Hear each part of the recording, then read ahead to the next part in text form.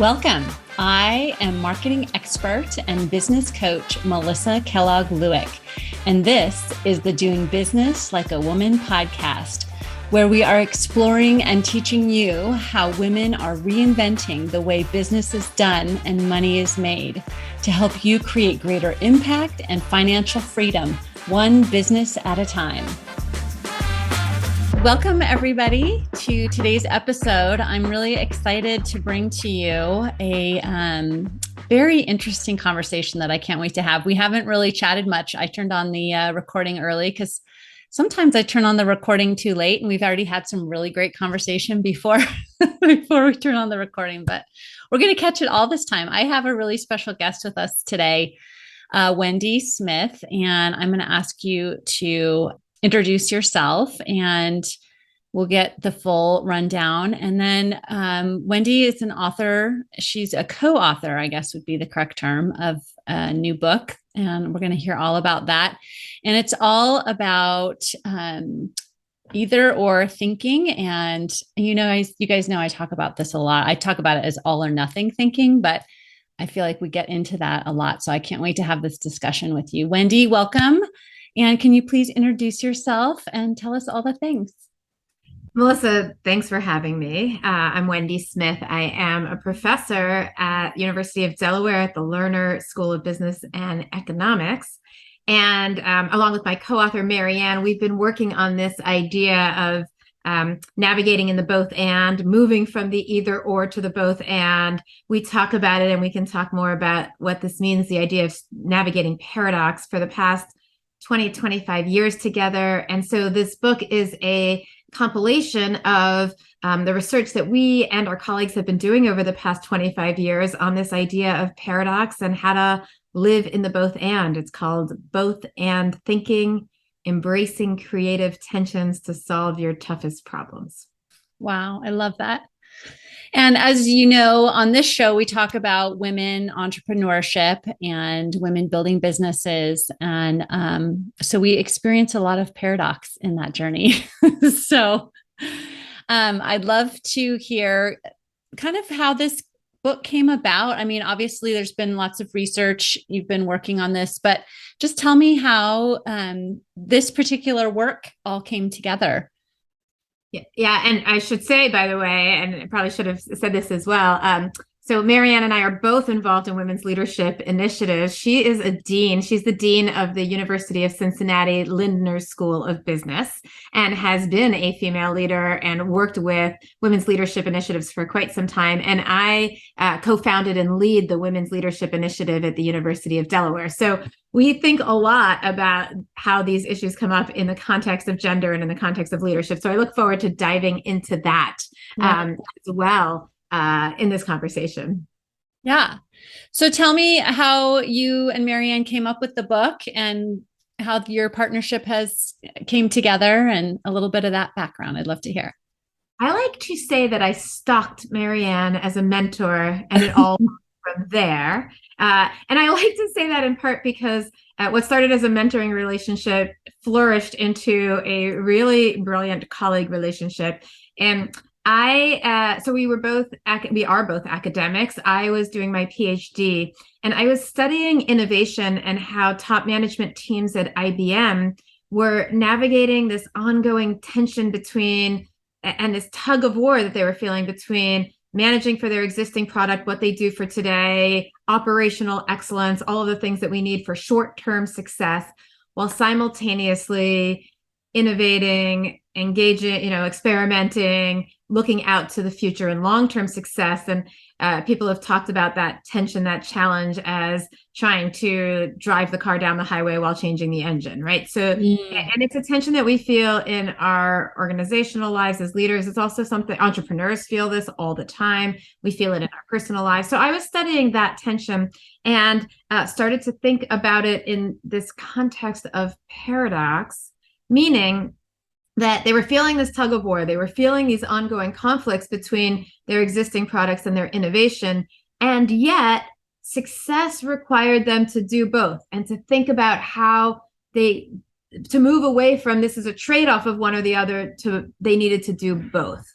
And as I started to think about this idea of paradox, not a lot of people were writing about this in academia. In Hmm. fact, I had a number of advisors that, if not explicitly, implicitly suggested that paradox was something that belonged in like a yoga studio or a Zen meditation center, but not in real academic work, which is not the case. And so Marianne had written an amazing paper on paradox, really pulling this idea through from the last 2,500 years, which we can sort of think through as well.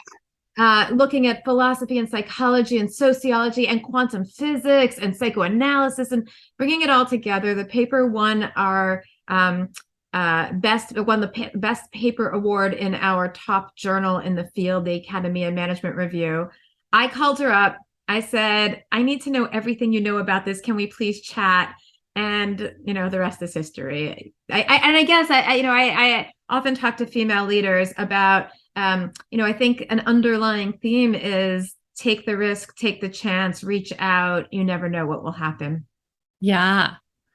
Yeah. And I love how you glaze over the rest is history part. I mean, because I'm sure there's a lot that goes into that of coming together with another, author and working together on this project and meshing your strengths together and, the both and thinking that comes from that, right? That partnership. Yes, I love that. And Melissa, I just want to say you're the first person to point that out and ask that question, because so much of both anding has been, or the work that we do together is such a reflection of both anding. I think that what worked really well, and so here's the key to both and. What's the goals that you want to accomplish in the long term? What are the different things that different parties bring to those goals that are distinct and unique? And then how can you bring those together so that they lead to something bigger and better rather than they're always in conflict? Mm-hmm. And in our own work, it is indeed true. Our goals were that we both saw value in this notion of paradox, and we thought, and it sounds very grandiose, but we still think this, we think it's an idea that can change the world and really address some of our biggest world problems if people stop thinking about our issues, challenges as forced trade-offs, false dichotomies, win-lose, but really can think in the more holistic win-win. So we both felt passionate about the idea. We shared that, and we very quickly built a trust with one another by understanding and valuing what we each brought to the table. So I'll just give you a quick example. I am a great crappy first writer. She is a great editor. We learned this early on and really, leaned into that. So I often write the crappy first draft, and then I know that, and then she improves it, and I know that the first draft can be crappy. It gives me license to write quickly, right? And I know it can be crappy because I know she's going to improve it. Mm-hmm. And she knows that she doesn't have to sit down and sort of muddle through that first draft, and therefore, has much more time and effort to then make it even better. And that's how we've worked over the years. And we go back and forth for sure. It's not just so static about that, but we also know how to value each other's talents in our collaboration. I love that, because it's like you're going through that both and journey, like you're living what you're writing through the process of writing the book. I'll just say one of the other both ands in this book writing process. So part of it is our working together and knowing, and by the way, we have so there's so much in how both of us approach the world, and that we've learned to learn from each other so deeply. The other both and is that we're both academics. Mm-hmm. And so much of the writing that we have done that has led up to this book has been very academic research published in academic journals. And our goal in this book was to try and bring these ideas to a very different audience. So one of the things we often hear from people is, gosh, it's so accessible, given that, people expect it to be dense and academic. But that was a real choice in writing the book, which was, how do we think about, we've been doing research for 20 years on this topic. We've been writing for 20 years on this topic.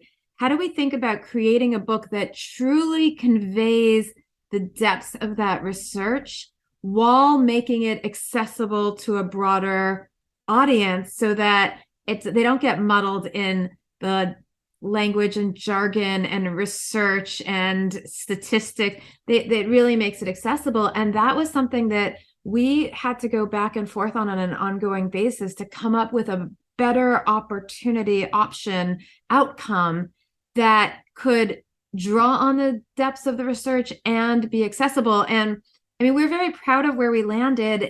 And I hope we really find it a compliment when people say, gosh, this is really accessible, because that was our goal, even while knowing that there's a depth and richness behind that. Yeah, that awesome. Was a big both and that was a big both and. Yeah, for sure. So on that theme, let's kind of talk about how the work that you've done, the research that you've done, applies to women entrepreneurs. And I think both and thinking is in one sense very inherent to women, because I feel like, I don't know, at least with my clients, I can talk about myself and my clients. We are able to hold so many things. Like, we have so much of a holistic type of view of what's happening in our business and our lives. But so we can hold that. But at the same time, I see a lot of all or nothing thinking. Like either I'm, super successful and I'm doing great, or everything is falling apart, And so, yeah, I'd love to hear like your perspectives on the work that you've done and how that might apply to us as women entrepreneurs with maybe one or a small team of people in our business. Yeah. There's so much to say here. So let me take us just a step back and say, what do we mean by both and thinking? And then we can we can think about how it applies to women. And I can tell you a little bit about the research on that as well. Yeah. By both and, well, here's what we mean, which is that we face tensions, dilemmas, trade-offs, tug of wars all the time. And they range from, what should I have for breakfast? Should I have the, delicious looking croissant, or the, good for me green smoothie? But they range into, how do I show up as a leader? How do I show up as a parent? How do I show up as a partner? How do I navigate the conflicts in my life with other people that have different perspectives? How do I deal with my organization and my strategic? They just range, and they go all the way up. I was saying earlier, we think this is issues that deal with some of the grand challenges that we face in our lives. So we're always facing these tug of wars. And what we would argue, or what we find, is that the either or, win lose, is something that is helpful in the short term, a very natural response, because it makes a conclusive decision and it makes us feel better because we want that conclusive decision. But what we argue is that kind of approach is limited at best and detrimental at worst. And we can talk through that, but there's these patterns in which our either or trade-offs can lead us into vicious cycles. They get us stuck doing the same thing over and over again. We get stuck and committed to a point of view. They keep us in a polarizing either or fight. We talk about that as trench warfare. So there's real reason why these either ors are limited.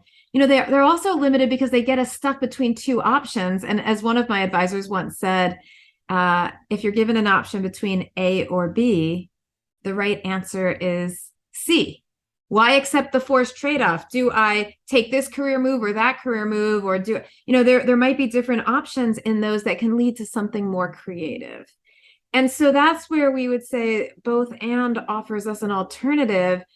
And underlying both and here's where it could get a little abstract, but underlying both and is this idea that our competing demands, our opposites, our dualities, our tensions are not just in opposition, they're interdependent. That underlying both and is these paradoxes that we live in. And if we can see them as paradoxes, we can get to a better both and. And so by paradox, we mean that we have these opposing ideas. What do I need for myself versus what do I need for others and do for others? How do I navigate my family and personal life, and versus how do I navigate my career? It feels like these things are in tension with one another, being collaborative or competitive, being generous and kind, or being selfish and addressing my own needs.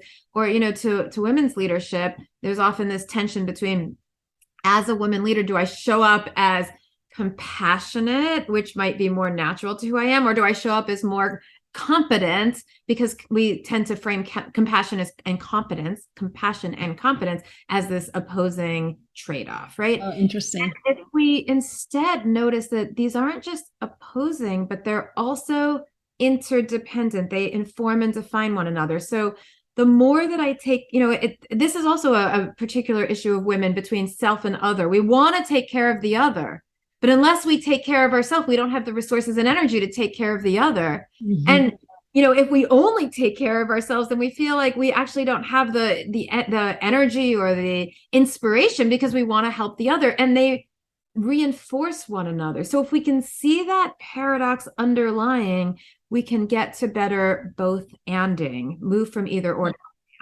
So let me just pause there, because I know that's a lot. Yeah, it is a lot, but I think it's interesting because to think about it's holding both. So we'll just bring it into, I can use an example from my own journey in my business right now. So I am thinking about, and as we're in the fourth quarter, we're all thinking about what are we planning for next year? What's happening in the next 3 to 5 years? So kind of that longer range planning, and holding that in this hand. But then in the other hand, it's like, but I got a lot of stuff to do today. I got to bring money in now so I can pay my bills and my team, and it is really, I find it hard mentally to, I guess, organize that, or to balance that and say, okay, how is this, writing this email supporting my 5-year vision? And I mean, that's kind of a dramatic example, but so maybe talk about that, because I think that I see that a lot in myself and with my clients, that it is, a lot of times as entrepreneurs, we have a hard time thinking 3 to 5 years ahead, because we're like, I don't even know if I'm going to survive. Right? Right. And so this tension between short-term, long-term, today and tomorrow, this temporal tension, we talk about that as a learning paradox, in part because it's about growth, it's about change, it's about shifting, right? So we talk about different types of paradoxes that we experience all across our lives. So this is a big one, and it's one that we feel at the individual level. It's the same underlying structure of tension that the IBM teams that I was studying felt, right? So indeed, the first, so there it is. That is exactly the kind of challenge that we're talking about. Mm-hmm. What we would say is that the first question to ask in those moments is to notice that tug of war. Notice that it's uncomfortable. Notice that it's hard. We're not saying this is easy. Yeah. And the first piece, and so the first approach to shifting to both and, we would say, is start by changing the question. So the first thing that we do is to notice how often we are framing these kinds of tensions in this either or, win, lose, you versus me, right versus wrong, and just change the question into, how can I accommodate what I need to do for today and start planning for 3 to 5 years? How do I do both? How can I accommodate and engage both? And that shift of question is the entree into both and thinking. It's the starting point. It's not the ending point. Mm-hmm. But what it does is that it opens up all kinds of new possibilities by just asking a new question. We have our colleague Ella Marone-Spector at INSEAD in France, and her team did some research on creativity where they just shifted they brought in teams into a lab to engage in a creative task.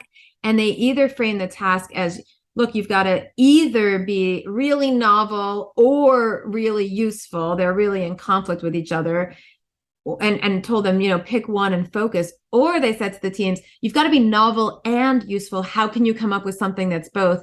And just shifting the question changed the way that people thought about the task and led to more creativity. So that's the first thought.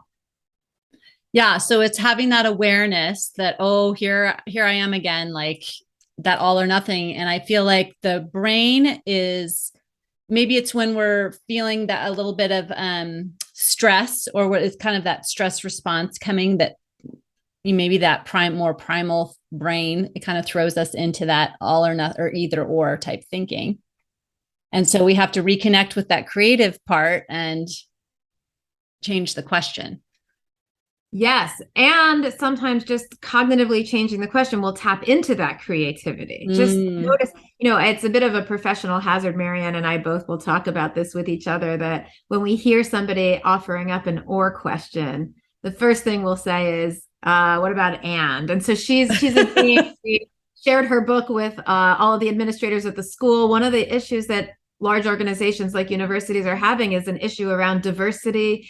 And that issue is often framed as this false dichotomy between either excellence or access. And she was at a meeting the other day. All the administrators read the book. They were talking about excellence versus access.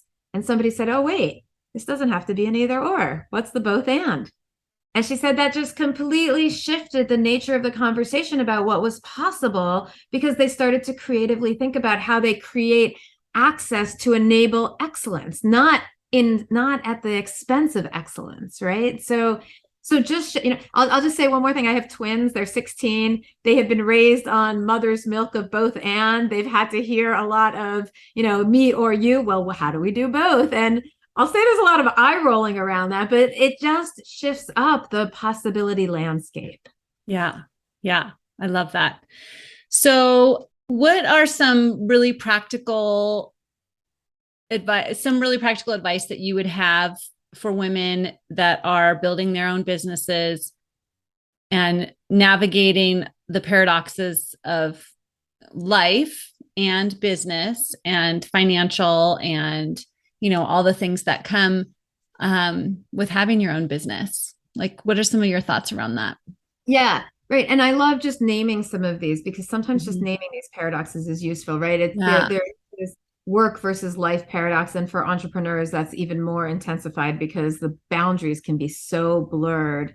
There is the tension between short-term and long-term. There's a tension between mission and markets, or the tension of making money, profits, doing well, doing good, while at this, doing well at the same time doing good, and thinking about the mission and the impact, the social impact and environmental impact. And that's a tension that we see all over the place. Women and females. We Marianne and I just hosted a webinar for our women's centers together with a group of 4 amazing female leaders, where we talked about the paradoxes of women's leadership, right? And right at the heart of that is this compassion competence. Yeah. Why is it women feel like they have to compromise their compassion and their strategy in order to, seem competent? That as soon as they're more compassionate, which is a great female leadership strategy, they're seen as being, too soft and therefore not assertive and not effective, right? So how can we overcome competence and compassion and see the value of those two together? Those are some of the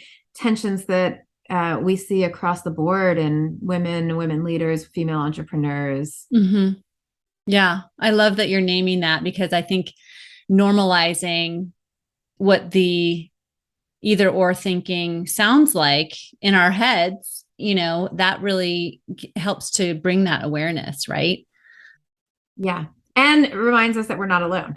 I think that's one too, that,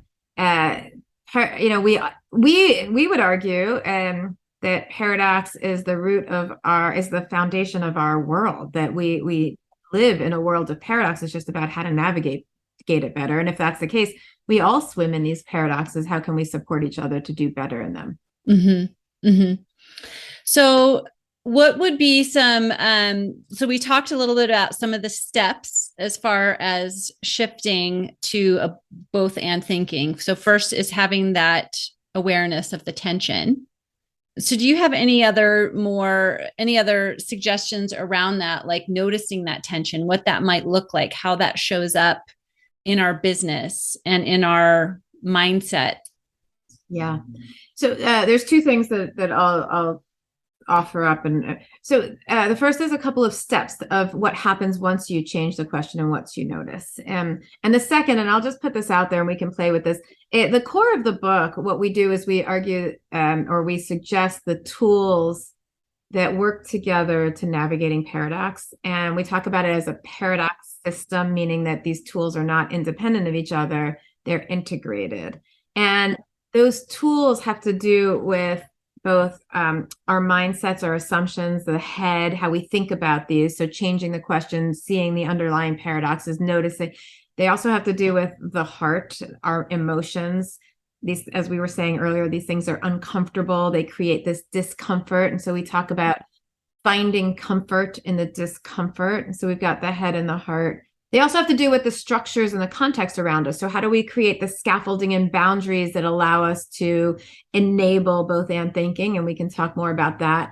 And also, how do we create the ongoing dynamic experience? So both and thinking requires us not just to make a decision, one decision, and we're done. It's about ongoing decision making over time, experimenting, changing, shifting, which is an important shift because sometimes we're looking for the perfect win-win. And it's not about always the perfect win-win. We call that win-win the creative integration, or the mule, the perfect hybrid between the donkey and the horse, stronger than a horse, smarter than a donkey hybrid. But that happens rarely. What often happens is that we're making decisions where we're just making these micro shifts between our alternative demands. So this minute I'm working on something that has to get out the door urgently by the end of the day, but then I'm shifting to be able to shift to some long-term strategic thinking. And I'm able to make that shift between the two without overemphasizing one or the other. And we call that tightrope walking. Tightrope walker is appropriate, right? But is never balanced. They're always balancing in these micro shifts. But these micro shifts are not these macro pieces where you're going to fall over on either side. So 4 different buckets. We spent a long time thinking about how to label them: A, B, C, D. A, assumptions or mindsets. B, boundaries, the structures that we experience. C, comfort, the emotions. And D, dynamics, the experimentation and change over time. So and we can delve into any of those, but that's sort of the heart of the book, which is how do we bring together the research of this amazing community of scholars to look at what are these assumptions, what are the boundaries, what's the comfort, what's the dynamics over time. Yeah, and I love the point about its little shifts, because, and I hear this so often, it's like we think we're going to make one big decision and then everything is just going to be sailing along, or we're looking for the one right thing to do in our business or for our marketing or whatever. And once we find the one right thing, then everything is going to just go from there. And the problem with that thinking is that it puts a lot of pressure on the right decision. I have one of my PhD advisors, Ellen Langer, would often say, it's not about making the right decision. It's about making the decision right. And what I think she means by that is that it's not, 2 roads diverged in a yellow woods, like Robert Frost said, and that's made all the difference. It's that we're always making decisions and making these shifts. So, if we think about, well, how do we think about our 3 or 5 year strategy? Okay, so first of all, we need to spend some time on the 5-year strategy. And then second of all, even as we're going down the 5-year strategy, we're tweaking along the way. We're shifting, we're accommodating new information and new ideas. And that takes away some of the stuckness that we feel that if we take, if we pick the wrong path, the wrong road, we're going to be doomed along the way. No, we're constantly, as long as we are open to these competing demands, open to engaging with them, open to experimenting and shifting along the way, we're growing, changing, learning, and developing. Yeah. And that is so much the beauty, I think, of the entrepreneurial journey. Once we can really enjoy that, it makes it so much more fun, and enjoy the journey rather than just thinking about, oh, when I, X, when I make $1 million, or when I do whatever, when I achieve that, then I'll be done. Then I'm there. But what about all the time in between? There's a lot of joy and enjoyment to be had there. And I don't even think we ever really arrive. It's just, like you said, it's just a series of little decisions, little shifts, and that get us to where we're meant to go, really. Yeah. And in the world of both and thinking, the reason that this becomes important is because I think a lot of people really do expect that there is, this ideal both and win-win for every tension, tug of war that we feel. And that's not the case. In fact, that's what I found in my first study at IBM, which was that I was expecting that if they were going to be in this paradox mindset, as we call it, and if they were going to think paradoxically and live in the both and, they would find these ideal moments where their existing product and their innovations would come together in these perfect synergies. And that happens sometimes, but more often what they were doing was that they were sort of shifting their time and attention and resources and approaches to accommodate both these, dual demands in these sort of small micro shifts in service of over time accommodating both, right? And I think this makes most sense to us in the world of work-life tensions, right? That we're never really fully balanced. We're constantly balancing, and that balancing means some nights I'm home for dinner, some nights I'm staying late at work and not home with my family for dinner. Some nights and yet if we go too far to one end where we're just so enmeshed in work that we've lost connection with our family, we burn out. And if we go too far to the other end where we're so enmeshed in family that we've lost, connection to our work, then we've I don't know what burnt the right out there too. burnt out there too. We flailed, flamed out in our work. And so it's not about overemphasizing either. It's about accommodating both in these micro shifts and allowing them to inform each other, that the energy that I get from being at home with my kids over dinner is going to inform my energy for my work the next day. And I can share with them my work. It informs my family discussion. So these micro shifts allow us to have these things create energy for each other, inform each other, better each other, rather than being burnt out in the extremes of either side. Yeah. And as I'm listening to you, I'm thinking about how just being open, like you said, to both and thinking, we create that confirmation bias, right? Where then we're able to see the both and. Whereas if we have the either or, then our confirmation bias is always looking for the winner or the loser or the right or the wrong.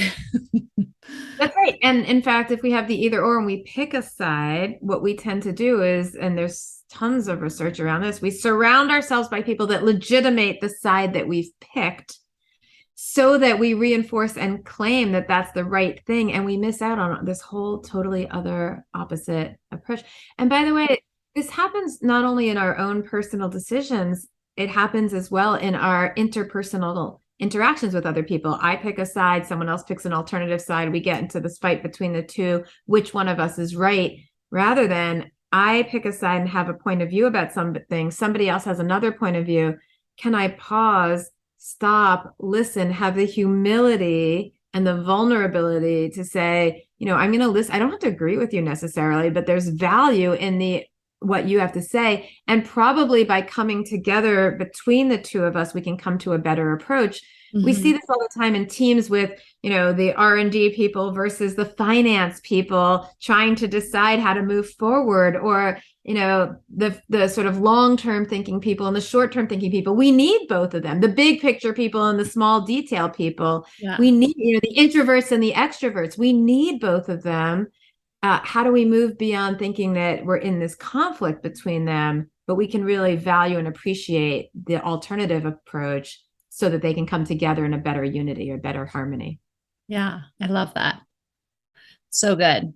So I know my wheels are turning. So, I know what I wanted to ask you about is the gender differences. I'm so interested to hear about what the research tells us about the differences in both and thinking between men and women. I'm so glad you asked that. It turns out we haven't found them yet. And so we do have this hypothesis. I'll tell you what we have found. So we do have this hypothesis that indeed, women should be better at this kind of both and thinking. We have yet to find it. What we find is that women indeed are more collaborative in teams. And this is some work by Anita Williams-Woolley at Carnegie Mellon and her colleagues, where they find that women are in teams able to sort of see the bigger holistic picture and be more collaborative across the teams. But in our own research, we worked with a team, again, our colleague Ella Marone-Spector at INSEAD and our colleague Josh Keller, who's in Australia, University of New South Wales, and Amy Ingram, who's at Clemson. We developed what we call the paradox mindset inventory. So can we assess, or we have been able to assess through this inventory that's available on our website and available free online, people can take it, how the extent to which people are engaging with paradox. Do they experience and see tensions, or do they hide them under the rug? And if they do, when they see tensions, do they tend to sort of preferentially privilege either or thinking, or do they get to both and thinking? And we have yet to find that women and men differ. And we've done this with thousands of people across the globe. We translated this into Chinese. We translated it into Hebrew.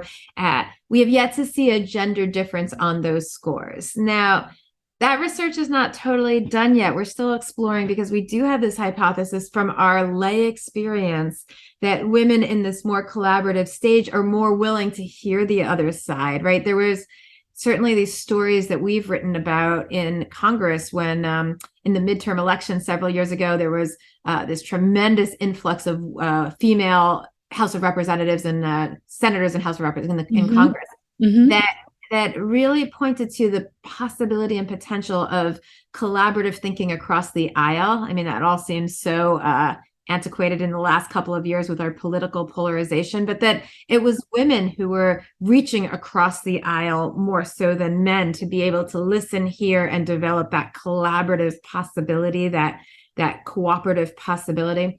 So we certainly have hypotheses, but we have yet to find that fully fleshed out in the research that we've done. I'll have to come back to you because there's ongoing research around this. So we'll have to go with that.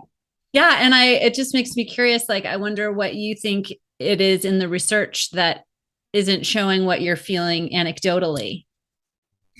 Yeah, I'm not sure yet. I think that, it may be that, in fact, and so one hypothesis is that men and women are both very good at both and thinking. They just do it in different ways, or it expresses itself in different ways. And so the ways that we're capturing, they're both able to experience and see the tensions and adopt both and thinking, but the way that they engage with that might be different with one another. And so we're not capturing those differences in that collaborative style that our colleagues are capturing. I don't know.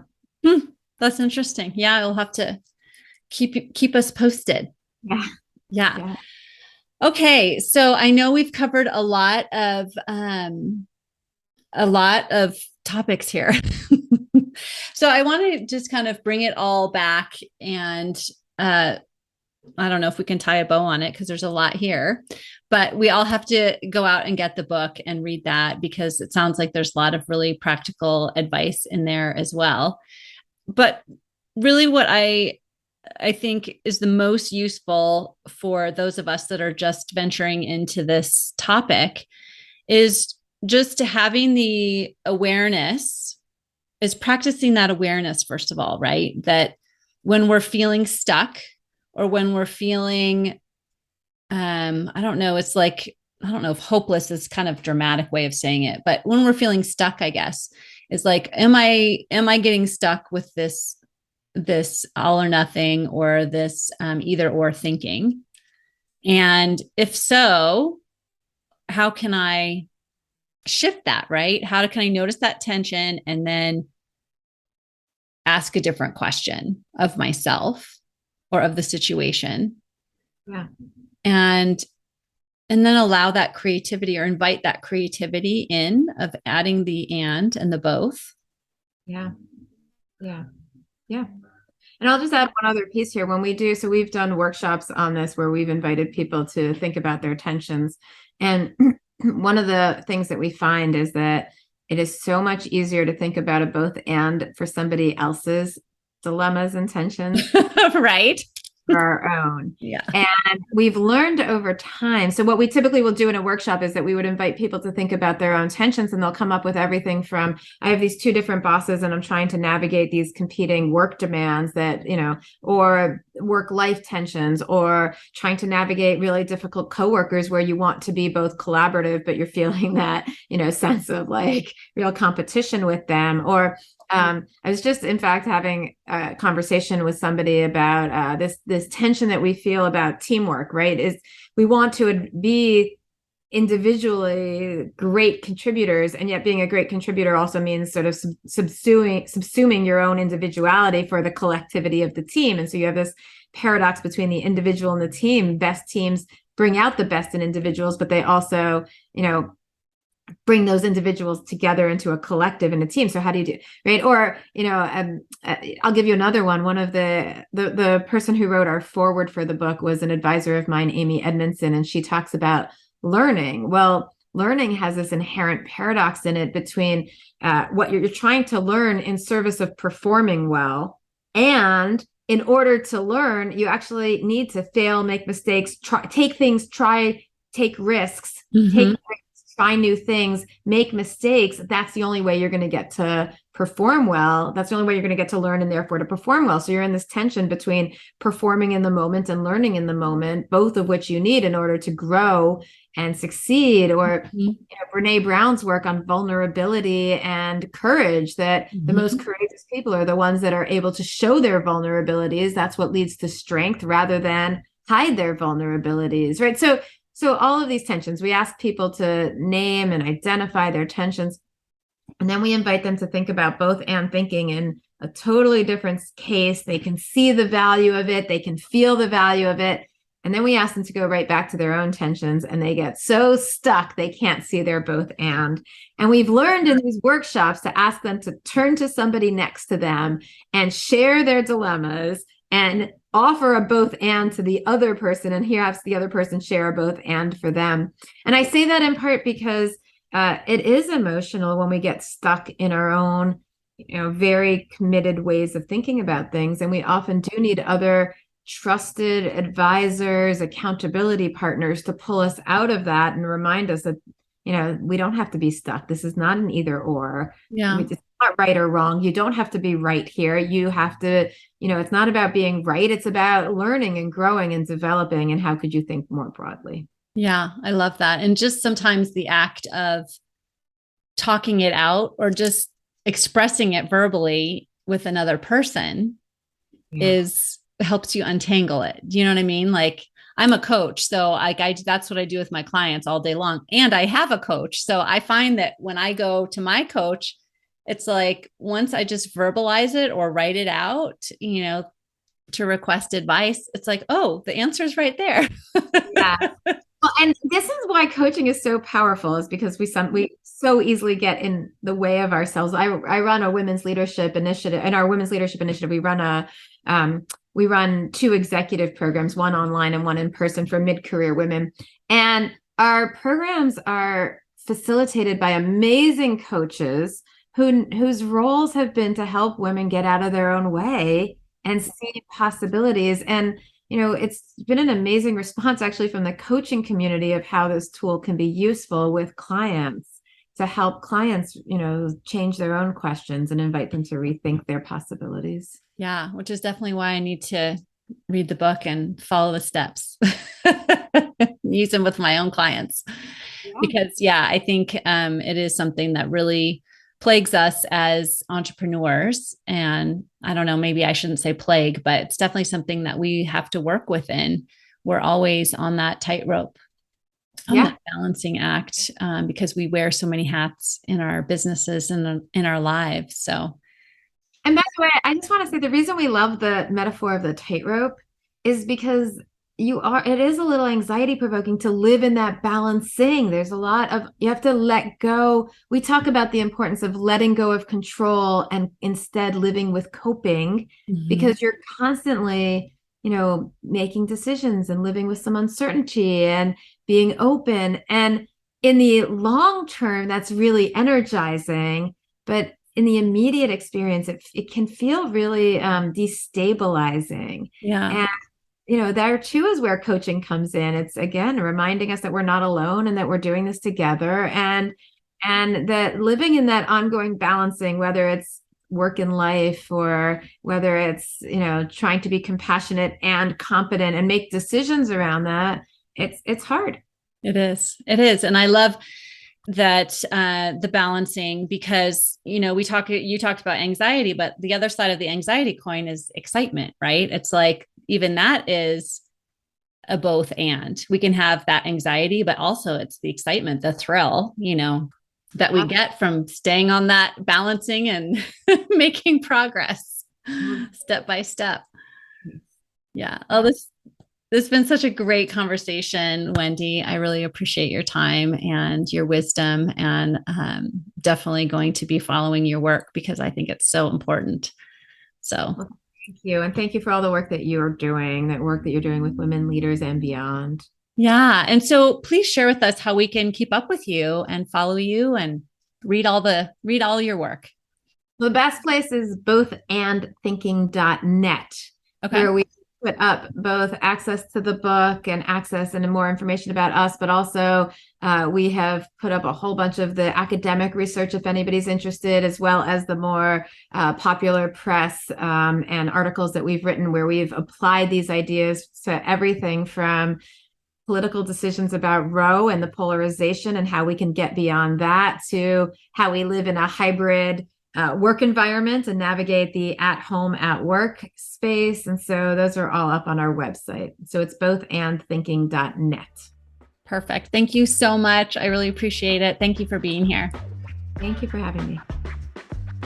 If you like this podcast, then you have got to sign up for my free on-demand video training, Grow Your Sales Doing What You Love, where I teach you in depth my simple process that you can implement right away to harness your mindset and your skills to grow your sales to whatever level you want. So go grab that now. The link is in the show notes, and I'll see you next time.